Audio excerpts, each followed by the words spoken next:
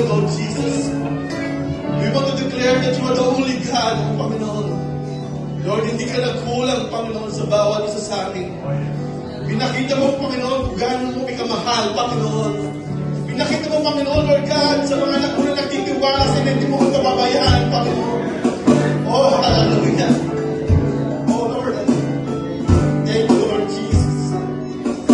Thank you for that unfailing love for each one of us, oh God. Thank you, Lord God. Day and night and day, Panginoon, ang namin ang possession mo, Lord God. Oh, Lord.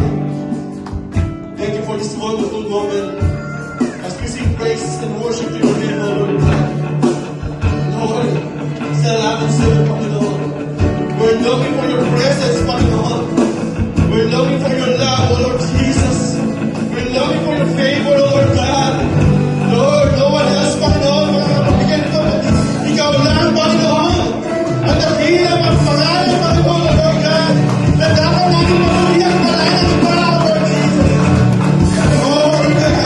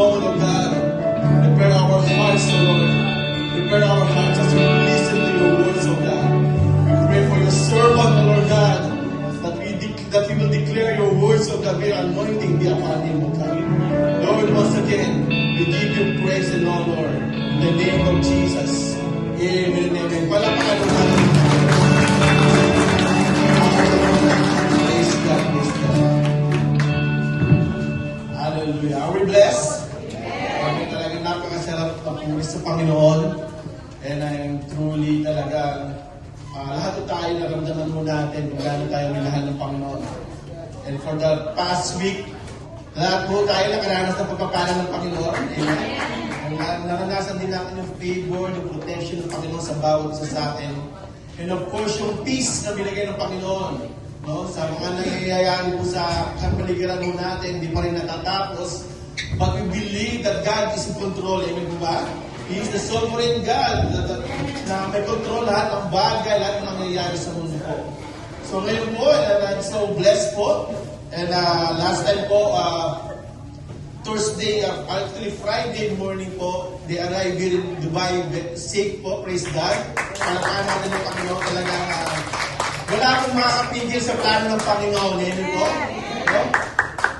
Dumaan, ano man ang circumstance, if God's plan, He will make a way. No? Talaga, salamat sa Panginoon at dumating po sila ang ating mga visitor po, si Sister Flor Stiniano. Palakpakan natin. Happy birthday po. Praise God. And of course, si Bishop Amable Policardo. So kami ang doon sa speaker natin. So we're so blessed po to be with them. Talagang gumawa pala ng Panginoon. Kala ko madidili yung flight nila o makakancel yung flight nila. Sabi ko, Lord, madami kami na nanalangin. No? Sabi ko, Lord, this is it. And of course, I want to introduce po yung ating guest speaker ngayon. It's our National Overseer for the Philippines, si Bishop Rogelio Justiniano. So hindi ko na po patatagalin. Let us welcome po ang ating guest speaker for today, Bishop Rogelio Justiniano.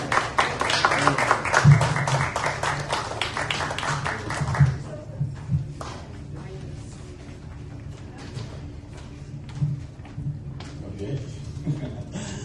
Praise the Lord.